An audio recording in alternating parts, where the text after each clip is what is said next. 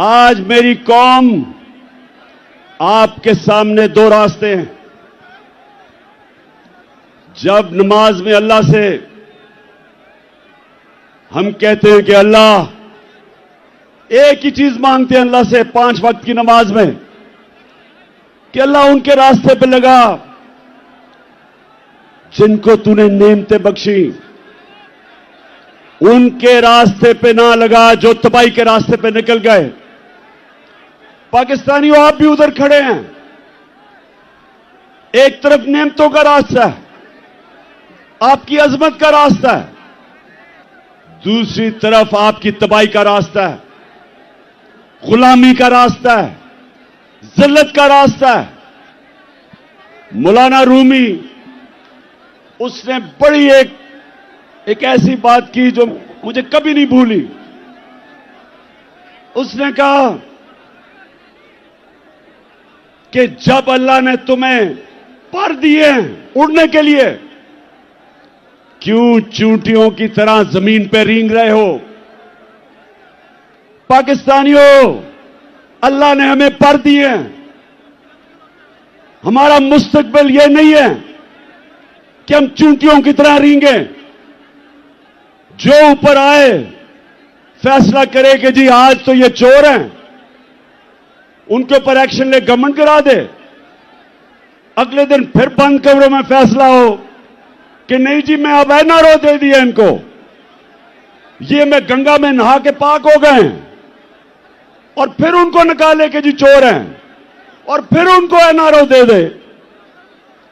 اور قوم اگر اس چیز کو، اگر ہم ان چیزوں کو، اس ظلم کو، اس ناانصافی کو اگر قوم تسلیم کرتی ہے تو وہ قوم کے اندر اور بھیڑ بکریوں میں، گائے بھینسوں میں کوئی فرق نہیں ہے. انسان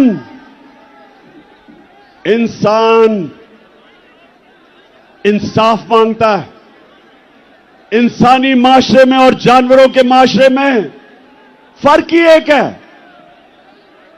انسانوں کے معاشرے میں انصاف ہوتا ہے، جانوروں کے معاشرے میں طاقتور کی حکمرانی ہوتی ہے.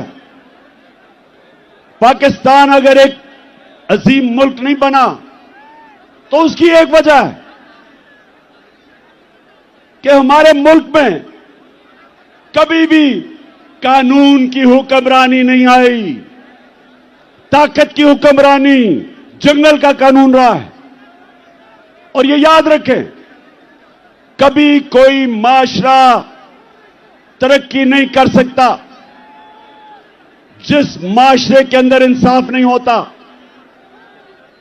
میرے نبی صلی اللہ علیہ وسلم نے مدینہ کی ریاست میں، اور یاد رکھیں اللہ کا حکم ہے کہ میرے حبیب کی سنت پہ، اس کی شریعت پہ، اس کے راستے پہ چلو. کیوں اللہ نے ہمیں حکم دیا ہے؟ ہماری بہتری کے لیے. جب علامہ اقبال، جب اس نے پاکستان کا تصور کیا تو علامہ اقبال نے سوچا تھا کہ ہم ایک معاشرہ کھڑا کریں گے مدینہ کے ریاست کے اصولوں کے اوپر. اور علامہ اقبال نے بتایا کہ جب بھی مسلمان معاشرہ کھڑا ہوتا ہے وہ واپس ان اصولوں پہ جاتا ہے، اور جب تباہ ہوتا ہے تو ان اصولوں سے پیچھے ہٹ جاتا ہے. تو پاکستانیوں، جب انہوں نے مدینہ کی ریاست بنائی تو پہلی چیز عدل اور انصاف، قانون کی حکمرانی، اس کے اوپر اس معاشرے کی بنیاد رکھی. میری بیٹی بھی اگر جرم کرے گی تو سزا ملے گی. انہوں نے فرمایا کوئی قانون سے اوپر نہیں.